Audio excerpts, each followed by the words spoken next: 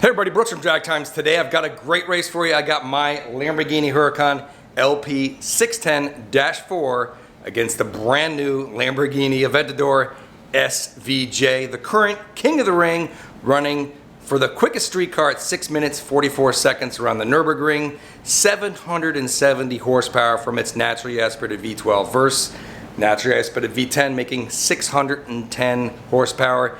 SVJ, if you don't know what it stands for, means Super Veloce Jota. Super Veloce means super fast, and Jotas comes from one of the old special edition Mura Lamborghinis back in the days. So on paper, you might think this is a no contest. 770 horsepower on the SVJ versus the 610 horsepower in here. Both weigh about the same. You would think the SVJ is just going to murder the Huracan. Unfortunately, that's not the case, and the big difference here is this transmission. So dual clutch transmission in the Huracan 7-speed versus the single clutch transmission in the Aventador, the ISR transmission. It does shift super fast and it is very raw and very abrupt. This car hits hard when it hits those gears. But unfortunately, even though it shifts very fast, it just can't compete with the Huracan. And I'm going to show you why. I took graphs from the Vbox of both the Huracan and the SVJ during the races. And before I go on to the races, I'm going to show you some points which actually show the advantages of the dual clutch over the single clutch transmission. So let's break out the graphs,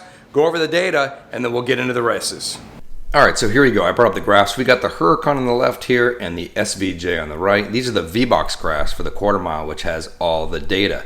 Now this red line you'll see across here is the mile an hour over time. The green line are the G-forces. So you can see here we got mile an hour over time, G-forces. What you can really see is how hard the SVJ launches. Right here it peaks at 1.5 Gs on the launch. And that's why this car popped a wheelie. I mean, it comes off super hard, but almost too hard. You can see over here, the Huracan comes off a lot softer on the launch, and that's actually better in this case because it's just a smoother launch and doesn't dip after the launch. You can see up in here, up and down, up and down, up and down when the car's struggling, versus the Huracan doesn't have that. Now, if you want to look at the shift differences, let's take a look at this red line right here.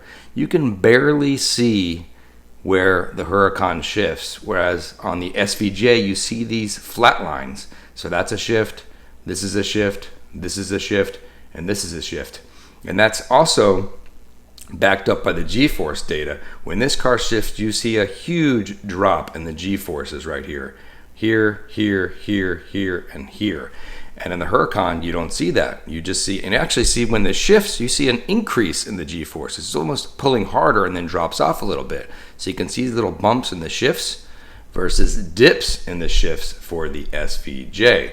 That really kills it, especially when you're going through a few gears in the quarter mile. As you'll see here, the trap speed, if you can see this here, was 131 miles an hour on the Huracan at the end of the quarter mile versus the SVJ was actually going 3 miles an hour faster at 134 miles an hour. This is actually backed up into 60 to 130 data as well. You can tell on the top end, the SVJ is definitely pulling hard, and as you can see in the video of the races you're about to see, you'll see the Huracan gets out and the SVJ chases it down, but can't quite catch it by the end of the quarter mile. Now, if these cars kept going towards the top end, maybe half mile or mile, the SVJ is definitely going to pull away because it's not shifting as much and it's under the power more. So in summary, Yes, the SVJ shifts very hard, as you can see. You actually could feel this in the car versus the Huracan. Huracan's much smoother, but in this case, smoother is actually better. So you can actually see right here a much smoother acceleration curve in the Huracan versus the SVJ. So let's jump into the races, and you can see what happens.